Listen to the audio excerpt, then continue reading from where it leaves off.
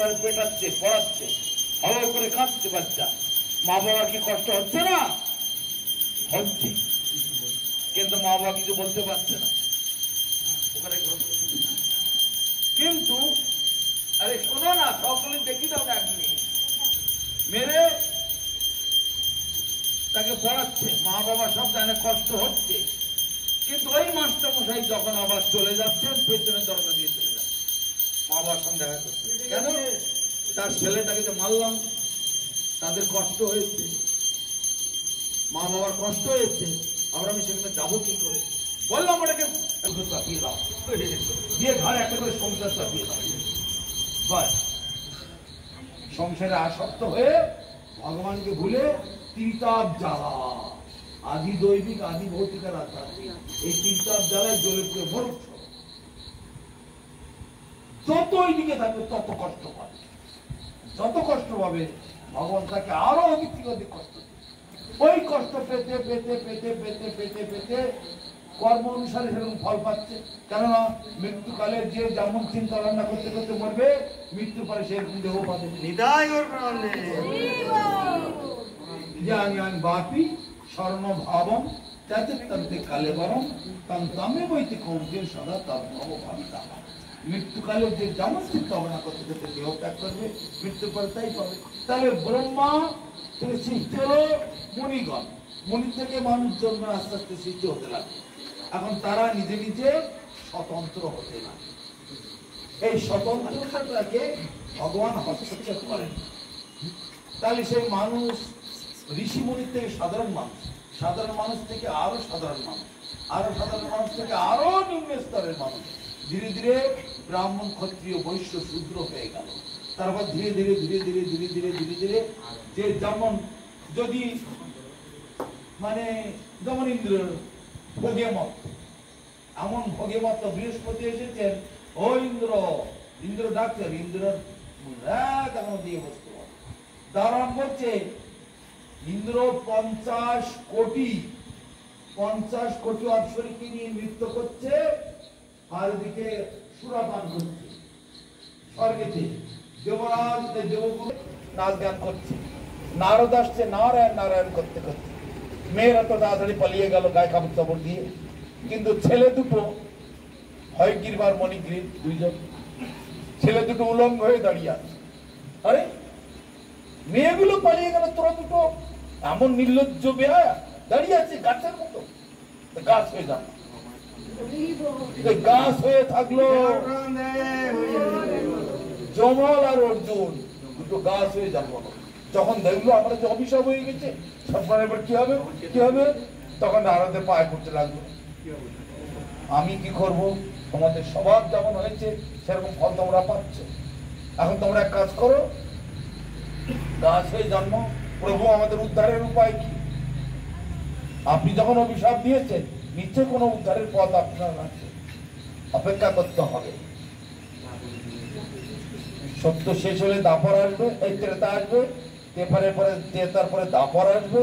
দাপরেতে ভগবান এখানে, দাপরের শেষের দিকে ভগবান এসে এই এখানে লীলা করবেন, তখন তোমাদেরকে ভগবান উদ্ধার করবে। ঠিক তদ্রূপ ইন্দ্রের ঘটনাও তাই। ইন্দ্র যখন দেখবে বিরাট একটা সুখর এসে তার দিকে আসছে, হি হি করে হাসতে হাসতে, তুমি এবার আমার মধ্যে প্রবেশ করো, আমাকে এখন পর করে তোমার চলতে হবে। দেখি আমি দেবরাজ ইন্দ্র। আরে হও না তুমি বেটা ইন্দ্র, তোমার মতো কত ইন্দ্র দেখেছি আমি, এখন আমার মধ্যে তুমি ঢোকো, তুমি এখন শুয়োর আজকের থেকে। তখন দৌড়চ্ছে, কি হলো কি হলো কি করে হলো? চারিদিকে সবাই বলছে তোমার গুরু এসে দাঁড়িয়েছিল, তুমি তাকে সম্মান করনি, তুমি তাকে অবজ্ঞা করেছ, তাই গুরু অভিশাপ দিয়ে চলে গেল।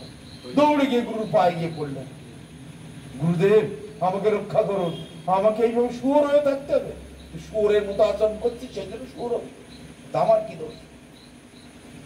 তা উপায় বলুন প্রভু কি করে? চারিদিক দিয়ে সবাই, অন্যান্য সব মুনি ঋষির দল সবাই গুরুদেবকে কাছে প্রার্থনা করতে লাগলো, বৈষ্ণবের আবেদনে কৃষ্ণ দয়াময়, ইহান ও পামর প্রতি হবেন সদায়। বৃহস্পতি একটু সরল হলেন, ঠিক আছে,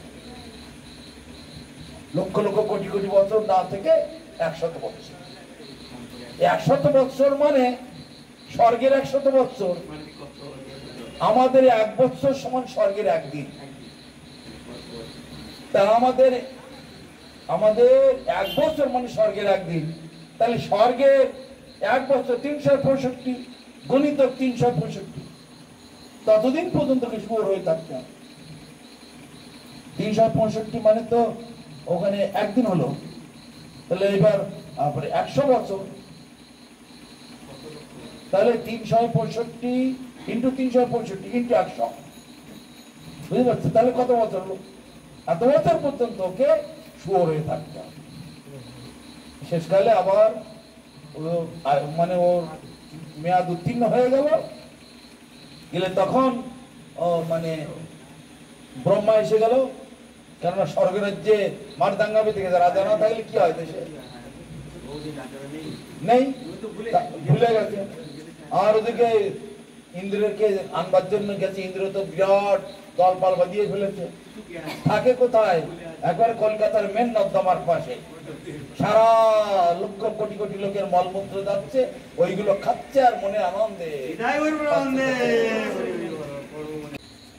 কিন্তু দেখলো আমার এই যাদেরকে না খাইয়ে খাইয়েছি, নিজে না খেয়ে, এই স্ত্রীগণ, এই পুত্রগণ, এই আমার নাতিপুতির ছেলেপুলের দল, কেউ আমাকে বিশেষ কালটা দেখলো না, তাহলে এখন দেখবে কে আমাকে?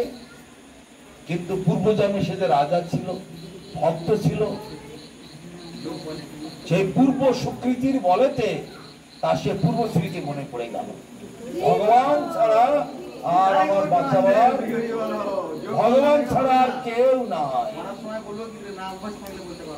তাই সে ভগবান ছাড়া আমার আর কেউ বাঁচাবার নাই। তখন হাতি কি করলো? হাতি সেটা পশু, ভগবান বিষ্ণুর কথা মনে পড়ে গেল, তারা পূর্বজন্মে আরাধনা করার অভ্যাস ছিল। তাহলে এতদিন থাকেনি কেন? ওই যে কর্মফল, কর্মফল গুরুদেব এসেছে, অবজ্ঞা করেছে। যত বড় কাজ থাকুক, যদি মনে করুন ঘরে আগুন লেগে গেছে, আগুনটা এমনি দিয়ে আসছে, তবু যেতে হবে না, আগে গুরুকে দাও। এইটাই হচ্ছে, ওটা আগুন নয়, এটা মা, গুরু তোমাকে পরীক্ষা করছে। অগ্রে গুরু পূজা, তারপরে কৃষ্ণ পূজা। তা ইন্দ্রদম্ন মহারাজ সেটা করেননি, সেই কর্মফলের জন্য তাকে এতদিন ভুগতে হলো। তারপরে যখন ওর পাপ উত্তীর্ণ হয়ে গেল, ভগবান বিষ্ণু স্মরণ এসে গেল, তখন কি করলো? আর কোনো উপায় নেই, কুমিরের ধরে টানছে, কেউ সাহায্য করছে না।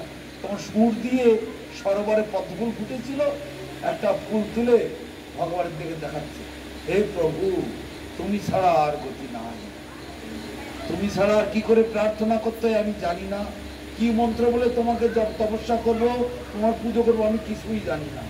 এই ফুলটা আমার শেষ সম্বল, আর এই চোখের জল, আর তো কিছু নাই। 1 বছর হয়ে গেল, তার মানে কত কোটি বছর আমি খাইনি, অনাহারে অনিদ্রায় দুর্বল হয়ে পড়েছি, শেষ সম্বল তুমি একমাত্র, যদি সেই রক্ষা তুমি করো তাহলে হলো, না তো আর আমার বাঁচানোর জন্য। বলে ফুলটা নিয়ে ভগবান বিষ্ণু দিকে একটু দেখালেন, সঙ্গে সঙ্গে 1 সেকেন্ড দেরি করলেন না, ভগবান সুদর্শনকে নিক্ষেপ করলেন। এক কার্যে করেন প্রভু নানাবিধ কার্য। কুমিরকে গর্দান কেটে দিলেন, হাতি মুক্ত হয়ে গেল, কুমিরও মুক্ত হয়ে গেল, কুমির চলে গেল গন্ধর্ব স্বর্গে, আর ইন্দ্রদম্ন মহারাজ পুনরায় সে বৈকুণ্ঠে চলে গেল, গিয়ে নিজের সেই ভক্ত জীবন উপলব্ধি। তাহলে কর্ম অনুসারে এইসব, কেউ হাতি হচ্ছে, কেউ গরু হচ্ছে, কেউ ছাগল হচ্ছে, কেউ মাছ গাছ লতা পাতা, এগুলো সব হচ্ছে মানুষের নিজের নিজের কর্ম ফলে। আর এখানে এরা বলছে মাছগুলো ভগবান দিয়েছে আমাদের খাওয়ার জন্য, ছাগল মুরগিগুলো আমাদের খাওয়ার জন্য দিয়েছে, তোমরাই মাছ হচ্ছে, তোমরাই ছাগল হচ্ছে, তোমরাই মুরগি হচ্ছে। তার জন্য নাম হয়েছে মাংস। মাং মানে আমাকে, স মানে সে। আজকে আমি যাকে খাচ্ছি, কালকে সে আবার আমাকেই খাবে, তাই নাম হলো মাংস। এটা হচ্ছে সংস্কৃত শব্দ। আজকে আমি যাকে, কালকে সে আবার আমাকে। তারপরে মৎস্য, আমার মতো সে, তার মতো আমি, সংস্কৃত শব্দ মৎস্য, আমার মতো সে। তার মতো আমি। তাই আমি মাছ খাচ্ছি, মাছগুলোকে কেটে ভালো করে ধুয়ে নুন হলুদ মেখে কড়াইতে দিচ্ছি, চরবর ঢুকছি, গন্ধ বেরোচ্ছে, আহ কি মজা, মানে সেই ভাজার হয়তো কাঁচা খেয়ে ফেলতে বললি যেন হয়, এরকম ছটফট করছি। কিন্তু ওই মাছগুলো পরবর্তীকালে আবার মানুষ হবে, তুমি হবে মাছ, আর তোমাকে অমনি করে কেটে আবার কড়াই ফেলবে, তুমি তখন ছটফট ছটফট। এইভাবে অনন্তকাল ধরে চলছে। কবু স্বর্গে, কবু মর্তে, নরকে বা কবু, কবু দেব, কবু দৈত্য, কবু দাস, কবু রাজা, কবু প্রজা, কবু বিপ্র শূদ্র, কবু সুখী, কবু দুঃখী, কবু বাকি। এইভাবে 84 লক্ষ জনি ভ্রমিতে ভ্রমিতে অবশেষে কুল কিনারা পাওয়া যায় সাধু গুরু বৈষ্ণবের কৃপাতে। তাহলে মাংসটা কিভাবে এসেছে কথাটা? মৃত্যুকালে চিন্তা করুন, গীতাতে বলছে মৃত্যুকালে যে যেমন চিন্তা ভাবনা করতে করতে, যখন ছাগলটাকে কাটছে, ছাগল তার কথা বলতে পারে না মানুষের মতো। আজকে যদি সে মানুষের মতো কথা বলতে পারত, তাহলে যে কাটছে তার হাতে পায়ে ধরতো কিনা, মা গো বাবা গো, তো পায়ে ধরি গো, চেঁচাচ্ছে তো ওর ভাষায় চেঁচাচ্ছে, মানুষ তো বুঝে না। ওই মানুষ ওই জামা কাপড় পরে, হ্যালো হ্যালো করে, গাড়ি ঘোড়া চড়ে, ওই আমাকে ধরেছে, অনুভূতি তো এটা তো আছে, তার মনে বুদ্ধি তো এটাই বলছে, ওই আমাকে কাটছে। আর যে কাটছে সে কি বলছে, বাড়িতে বউকে বলে এসেছি মশলা বাটতে, ছেলেকে বলেছি তোর মামাকে খবর দিবি, মানে শালা, আর শালাকে আবার ফোন করে বলে দিল আসার সময় দুটো বোতল নিয়ে আসিস, মানে কিরকম তৈরি হচ্ছে। আর মুদির দোকানে বলা আছে যা লাগে মাল দিয়ে দিবি, ঠিকঠাক রান্না যেন হয়। তার মানে ওই রকম করতে করতে ও মরল, তার ছাগল মুরগি এইসব চিন্তা করতে করতে ও মরল, পরবর্তীকালে ছাগল হলো মুরগি হলো, আর ছাগল মুরগি গুলো মানুষ চিন্তা করতে করতে মরলো, সে আবার মানুষ হলো।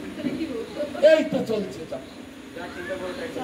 হ্যাঁ, ভরত ঋষি শ্রীমদ ভাগবতে বলছে কিছুই না, এত বড় ঋষি হরিণকে ভালোবেসেছে। একটা হরিণের, গর্ভবতী হরিণ জল পান করছে, এমন সময় বাঘ গিয়ে অ্যাটাক করেছে, সে প্রাণ রক্ষার জন্য লাভ দিল, তো ওই অবস্থায় মানে এমার্জেন্সি ডেলিভারি হয়ে গেল বাচ্চাটা। আর হরিণটাকে ধরে বাঘ নিয়ে তাকে হত্যা করে খেয়ে নিল। এখন সেই শিশু হরিণ বাচ্চা, ওর কেউ নেই, কে ওকে দেখবে? সাধুর মনে দয়া হলো, তাই তো মাতৃহারা শিশু, কেউ নেই, মাকে তো বাঘে খেয়ে দিল, আর আমি একটা সাধু হয়ে একটু যদি না দেখি লোকে আমাকে কি বলবে? তখন সাধু উঠে গিয়ে বাচ্চাটাকে নিয়ে আসে, দিয়ে গাটা মুছে টুছে, কি আর দেবে, লোকে ভক্তরা আসে, একটু দুধ টুধ যা নিয়ে আসে তাই একটু দেয়, খেলো। আজ একটু কাল একটু পরশু একটু করতে করতে করতে করতে হরেন সোনাটা একটু শক্ত হয়ে উঠলো, অপুষ্ট মানে অপ্রাপ্ত অবস্থায় বাচ্চাটা হয়ে গেছে, তার একটু টাইম লাগলো, তো সাধু সেবা শুশ্রূষা করে ওকে মানুষ করে তুললো। ধীরে ধীরে ধীরে ধীরে ধীরে ধীরে বয়স হলো, হরিণটাও ধীরে ধীরে ধীরে ধীরে বড় হতে লাগলো।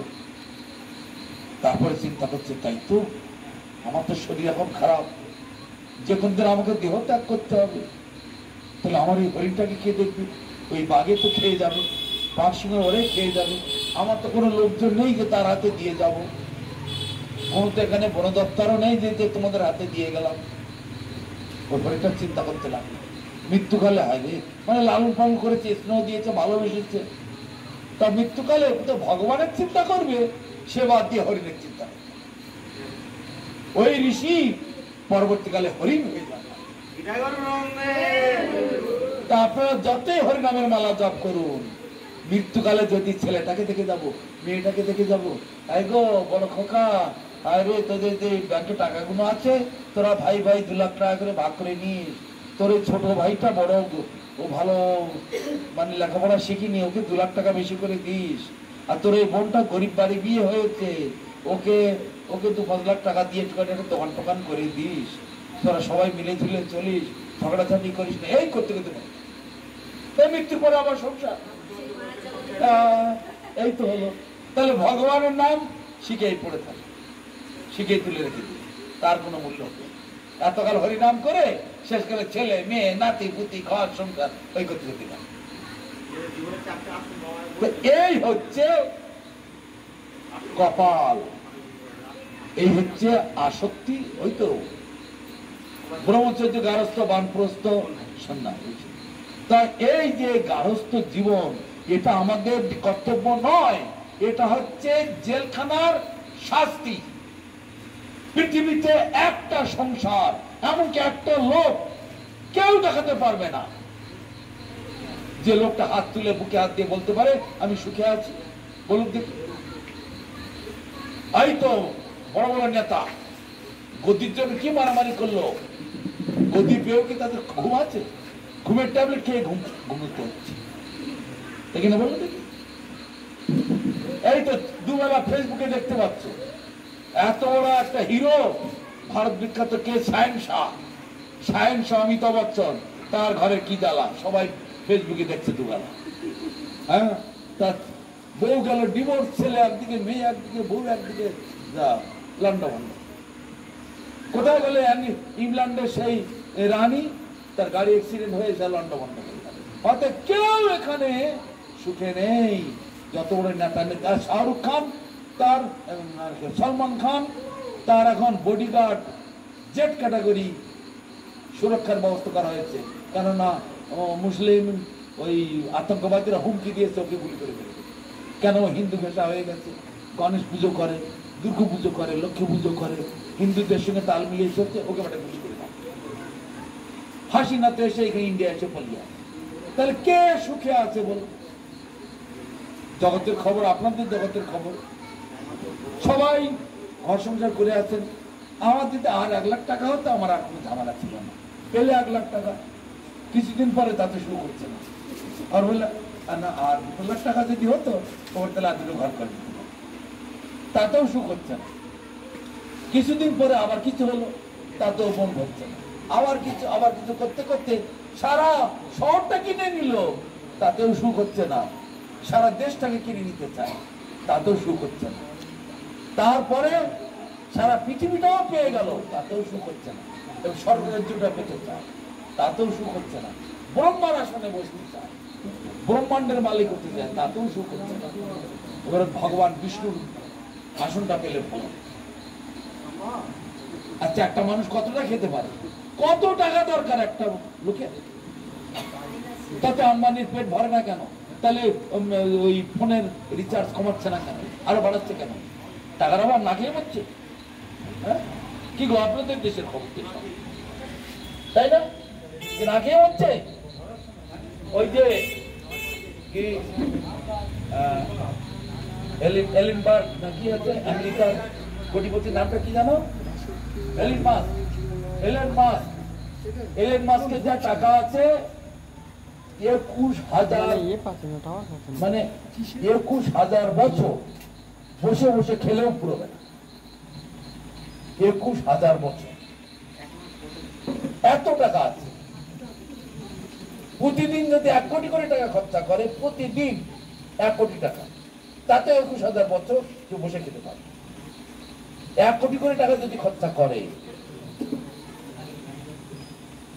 আমেরিকার ধনী লোক এলেন মাস্ক, তার এত টাকা, তো সে আরো চাই, আরো চাই, আরো চাই, আর তার মানে কেন এটা হয় তো বলতে পারবেন?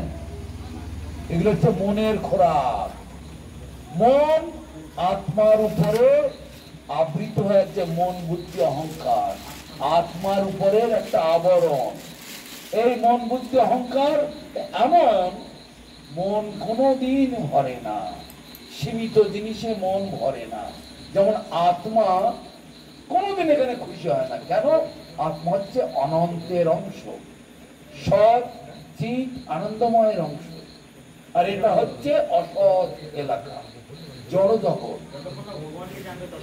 এখানে জড় জগৎ, এটা হচ্ছে লিমিটেড ওয়ার্ল্ড, এটা হচ্ছে পজিটিভ ওয়ার্ল্ড বলা, নেগেটিভ ওয়ার্ল্ড। আর পজিটিভ ওয়ার্ল্ড হচ্ছে দিব্য জগৎ, আর এটা হচ্ছে জড় জগৎ। এখানে কেউ সুখী হতে পারে না, এটা হচ্ছে জেলখানা। এর ভালো নাম সংশোধনাগার। তা ভগবান কৃপা করে, এটা একটা ভগবানের বিশেষ কৃপা যে আপনাকে নরকে না পাঠিয়ে এখানটা রেখেছে। এটা একটা বিশেষ ধরনের কৃপা। এটা কেন? যেমন কোন দুষ্কৃতকারী বা অপরাধীকে ধরলে তাকে কোথায় রাখে? জেলখানায় ভরে দেয়। জেলখানায় রাখার অর্থটা কি? তুমি একটা অন্যায় করলে, আইনটা নিজের হাতে তুলে নিলে, এক বোতল মদ খেয়ে রাস্তা দিয়ে চলছো, লাল বাতি, লাল বাতি হতে মানে না, ভো করে চালাবে। কতক্ষণ চালাবে? ওখানে গিয়ে পুলিশ ধরে নিল, বলে দিল এত নম্বর গাড়ি যাচ্ছে, এই রঙের গাড়ি, শিক্ষিতের পরে সিসি ক্যামেরায় ধরে নিয়েছে, শিক্ষিতকে আটকাও, লাল বাতি টপকে চলে গিয়েছে, বাস 2-3টে বসতে পারে, ওখানে গিয়ে গাড়িটা গেল থানায়, লোকটা গেল জেলে। এইবার কি হলো? আরে কি ভুল করলে, 6 মাস তুমি জেলে বসে থাকো। তো হায় হায় করতে গেল রে, একটু মদ খেয়ে এমন আমার হয়ে গেল, কি ভুল করলাম রে। পুলিশে হাত দেখাচ্ছিল, লাল বাতি আমি মারলাম না। এই কাজ কেউ করে? আমার মা অসুস্থ, বাবা অসুস্থ, ছেলেটার পড়াশোনা কি হচ্ছে, সংসারে আমি ছাড়া কেউ আয়ের লোক নেই। এবার নিজের মাথার চুল নিজে ছিটছে, নিজের গালে নিজে চড়াচ্ছে। তার মানে জেলখানায় 6 মাস বসে থাকো আর নিজের গালে নিজে চড়াও, চড়িয়ে নিজেকে সংশোধন করে নাও, আর কখনো এই কাজ করবে না।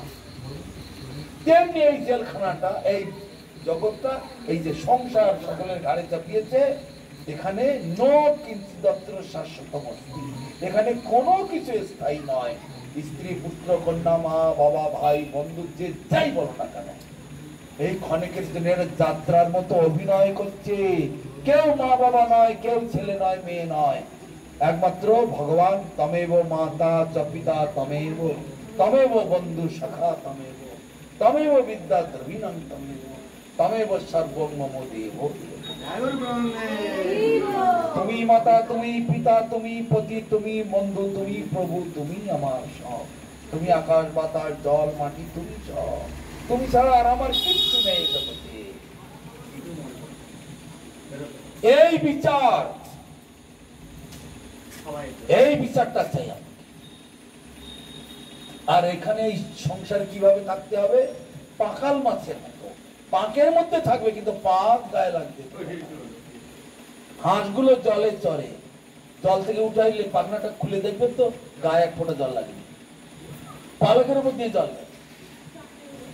তা পাকাল মাছের মতো থাকতে হবে। নৌকো যেমন জলের উপরে ভাসে, জলের মধ্যে ডুবে যায়, ওই রকম ভাবে আমাদের সংসার করতে হবে। কিন্তু সংসারটা কেন করছি? এটা আমাদের কর্মফল। কেননা জেলখানায় কেন যায়? কর্মফলের জন্য জেলখানায় যায়। তেমনি সংসারটা হচ্ছে জেলখানা। এখানে এই যে ছেলে মেয়ে যে সংসার জমিয়ে দিয়েছে, এটা হচ্ছে নিজেকে সংশোধন করে নেওয়ার একটা অপূর্ব সুযোগ। এখানে মাখামাখি হলে হবে না, নিজেকে বাঁচিয়ে রাখতে হবে। এই তো একটু পরে 2 ঘন্টা পরে বাড়িতে যাবে, খেয়ে দিয়ে ঘুমোবে। ঘুমোলে তখন কি মনে থাকবে আমার ছেলে কোথায়, মেয়ে কোথায়, আমার গাড়ি কোথায়, বাড়ি কোথায়, টাকা কোথায়? আরে আমার হাত পা কোথায় তাই টের পায় না। হাত পা কোন দিকে, মাথা কোন দিকে কেউ জানে না। তারা নিজের খবর, হাত আর ছেলে মেয়ের খবর কি বলবে? নিজের খবরটাই বলতে পারে। তাহলে এই যে সংসারটা নিজেকে সংশোধন করে নেওয়ার জন্য, সেই জন্য এই জায়গার নাম সংশোধনাগার। জেলখানার ভালো নাম সংশোধনাগার। জেলখানার মধ্যে মানুষ ভরে রাখে মেরে ফেলে দেওয়ার জন্য নয়, সংশোধন করার জন্য। এটা একটা বড় সুযোগ। এই সুযোগটা ভগবান দিয়েছেন এবং এটাই জেলখানার ইনচার্জ করে দিয়েছেন দুর্গা দেবীকে। ওই দুর্গা দেবী কালী, উনি হচ্ছেন জেলখানার ইনচার্জ। তাই জন্য বলছে সৃষ্টি স্থিতি প্রলয়ের সাধন শক্তি রেখা ছায় বজস্য ভুবনানি বিবর্তন দুর্গা। আর দুর্গা নামটা হলো কেন? এই তো কদিন পরে আবার দুর্গা পুজোর জন্য প্যান্ডেল আরম্ভ হয়ে গেল। সব দুর্গা পুজো করছে, কিন্তু দুর্গা কাকে বলে তাও জানে। দুর্গা নামটা কেন তাও জানে। কিসের দুর্গা পুজো? আরে পুজো তো পরের কথা, যারা পুজো করছে তাকে তোকে জানতে হবে দুর্গা নামটা হলো কেন, দুর্গাটা কে, দুর্গার বাড়ি কোথায়, কি খায়, কি পরে, দুর্গার কি পরিচয়, তার ফোন নাম্বার কি, তার ঠিকানা কি, কিছু তো জানতে হবে। আন্দাজে লোকে করছে যে কি করলে হবে? একে বলে ঘন গড্ডালিকা প্রবাহ। আগের ভেড়া যেদিকে যায় পেছনে ভেড়াগুলো দিকে, গড্ডালিকা মানে ভেড়া। আগের ভেড়া জঙ্গলে ঢুকে গেল, পেছনে ভেড়াগুলো জঙ্গলে গেল। ভেড়া বাড়ি চেনে না, ওই মাটির দিকে মুখ নিয়ে চলছে তো চলছে। আগেটা একটা গর্তে পড়ে গেল, পেছনে গর্তে পড়তে গেল। আগেটা জঙ্গলে একটা ঢুকে গেল, জঙ্গলে ঢুকে। আগেরটা ওই মাঠে চলে গেল, তো সব মাঠে চলে গেল, বাড়ি ঘর চেনে না। তা আমাদের দেখা চলো পুলিশ ভেড়ার মতো। একটু ভালো করে বলতে গেলে তো আবার একটু লাঠি মারতে ছুটে আসবে, ভিড় ছুটতে শুরু করে দেবে, বলাও তো যাবে না। তাহলে এখানে এই যে সংসার, এটা এই দুর্গা দেবী কেন নাম হয়েছে দুর্গা, মানে দুর্গম স্থানে যিনি কর্ত্রী তাকে বলে দুর্গা। দুর্গম স্থানকে কি বলা এখানে? দুর্গ। দুর্গ কাকে বলে? লাল দুর্গ, আগ্রার দুর্গ, এসব নাম শোনেনি? ফোর্ট, ইংরেজি বলে fort, red fort, Agra fort, নাম রয়েছে না, মানে দুর্গ। আগ্রার দুর্গ, লাল কেল্লা দুর্গ, কিল্লা হিন্দিতে বলে কিল্লা, কিলা, লাল কিলা, আগ্রা কিলা। আমাদের বাংলায় বলে দুর্গ, সংস্কৃতে বলে দুর্গ, আর হিন্দিতে ইংরেজিতে বলে fort, red fort, Agra fort. মানে দুর্গম এলাকা, যেখানে ঢোকা খুব কঠিন, আবার বেরোনো খুব কঠিন। আমরা কখনো জন্মাই না, কখনো মরি না, তবে এখানে আসা যাওয়া করছি কোথার থেকে? নো যায়তে নো মরিয়াতে, আমরা জন্মাই না, মরি না, তবে আসব কোথার থেকে? কর্ম অনুসারে, কবু স্বর্গে কবু মর্তে ঘুরুঘুরি করছি নাগরদোলার মতো অনন্তকাল ধরে, কখনো এ ব্রহ্মাণ্ডে, কখনো ও ব্রহ্মাণ্ডে, কখনো সে ব্রহ্মাণ্ডে চলছে। যতদিন না সাধুগুরু বৈষ্ণবের সংস্পর্শ না আসবে, যতদিন না ভগবানের সঙ্গে আমার যোগাযোগের রাস্তা হবে, ততদিন পর্যন্ত আমার রেহাই নেই। সেই জন্য শাস্ত্রে বলছে, সেই সে পরম বন্ধু, সেই পিতা মাতা, শ্রীকৃষ্ণ চরণে যে প্রেম ভক্তি দাতা। প্রতি জন্মে পিতা মাতা ভাই বন্ধু সবে পায়, কিন্তু সাধু গুরু কৃষ্ণ বৈষ্ণব নাহি মিলে ভজ হিয়ায়। প্রতি জন্মে একটা করে মা বাবা আছে। গরু, ছাগল, কুকুর, বেল, বাঘ, ভালুক, হাতি, ঘোড়া, মাছ, গাছ, লতা, প্রত্যেকের মা বাবা আছে। মা বাবা ছাড়া এখানে জন্মই হয় না। কিন্তু প্রতি জন্মে মা বাবা পাওয়া যায়, কিন্তু সাধু পাওয়া যাবে না, গুরু পাওয়া যাবে না, সদ্গুরু পাওয়া যাবে না, ভগবানের কাছে যাওয়ার সঠিক রাস্তা পাওয়া যাবে না। এ খুব ভাগ্যের বলে পাওয়া যায়। ভক্তি থাকলেও হবে না, কত ভক্তিমান তো রয়েছে, এখানে সেখানে পড়ে আছে, যোগাযোগ হচ্ছে না কেন? ভক্তিস্তু ভগবত ভক্ত সঙ্গেরও পরিচয়। ভক্তি তখনই বৃদ্ধি হবে, ভক্তি প্রত্যেকের হৃদয়ের মধ্যে আছে। আত্মার একটা স্বতঃস্ফূর্ত বৃত্তি, ভালো করে বুঝুন, আত্মার একটা স্বতঃস্ফূর্ত বৃত্তি হচ্ছে ভক্তি। আত্মা মানে সেখানে ভক্তি আছে, কিন্তু ভক্তিস্তু ভগবত ভক্ত সঙ্গেরও পরিচয়। ভগবত ভক্তের সঙ্গ না হলে সেটা প্রস্ফুটিত হবে না। ভক্তে ভাগবতে বলছে, ভক্তিস্তু ভগবত ভক্ত সঙ্গেরও পরিচয়। ভগবত ভক্তের সঙ্গে এই ভক্তি প্রস্ফুটিত হবে। আমাদের গুরু মহারাজ বলতেন, গুরু মানে পরম গুরু মহারাজ ভক্তি রক্ষক শ্রীধরদেব গোস্বামী মহারাজ, যিনি এসি ভক্তি বেদান্ত স্বামী মহারাজ, ইস্কনের প্রতিষ্ঠাতা গুরু, যাকে শিক্ষা গুরু বানিয়ে চলতেন ভক্তি রক্ষক শ্রীধরদেব গোস্বামী মহারাজ। যখন মায়াপুরে মঠ হয়নি, তখন ইস্কনের যিনি প্রতিষ্ঠাতা, উনি আগে আমাদের মঠে থাকতেন। আর ওই ইস্কনের মন্দির প্রতিষ্ঠাতা উদ্বোধন করবার জন্য আমাদের গুরু মহারাজকে নিয়ে যান। উনি গিয়ে যখন উদ্বোধন করলেন, তখন তাও কি ফিতে কাটা, যোগ্য, ফর্মালিটি কিচ্ছু করলেন না। আমাদের গুরু মহারাজ তখন ইয়ং, উনি তখন বলছেন এসি ভক্তিবেদান্ত স্বামী মহারাজ, উনি তো কাকে গুরু, গুরুদেবের গুরু হয়ে মানে কাকে গুরু? প্রভু কোনো ফর্মালিটি মানে ফিতে কাটা, যজ্ঞ, পূজা, ফুল ছড়ানো কিছুই তো করলেন না। এই আবার কি, ওসব করে কি হবে? শ্রীধর মহারাজ আমার গুরু, অভিন্ন কৃষ্ণ, তিনি এসে পদার্পণ করেছেন, মন্দির উদ্বোধন হয়ে গেল। এই হচ্ছে মহাজনদের। শ্রীধর মহারাজকে আমি আমার গুরু বলে মানি। কেন? ভক্তি সিদ্ধান্ত সরস্বতী ঠাকুর তার কাছে দায়িত্ব দিয়ে গেছিলেন। তার শ্রীমুখ থেকে শ্রীরূপ মঞ্জরি পদ সেই মর সম্পদ সেই মর ভজন পূজন, এই যে অন্তরঙ্গ একেবারে রূপরূপ সেই গানটি ওই ভক্তি সিদ্ধান্ত সরস্বতী ঠাকুর শ্রীধর মহারাজকে দিয়ে কীর্তন করিয়েছিলেন। শেষ দিন বিদায় নিচ্ছেন, আর তখন প্রণাম করছেন, জয় শ্রীধর মহারাজ, জয় রূপ গোস্বামী, জয় রূপমঞ্জরি, জয় মহাপ্রভু।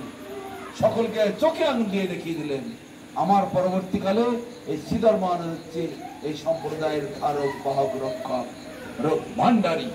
আমার ভক্তি ভান্ডারের চাবিকাঠি আমি শ্রীধর মহারাজের কাছে রেখে গেলাম। সেই শ্রীধর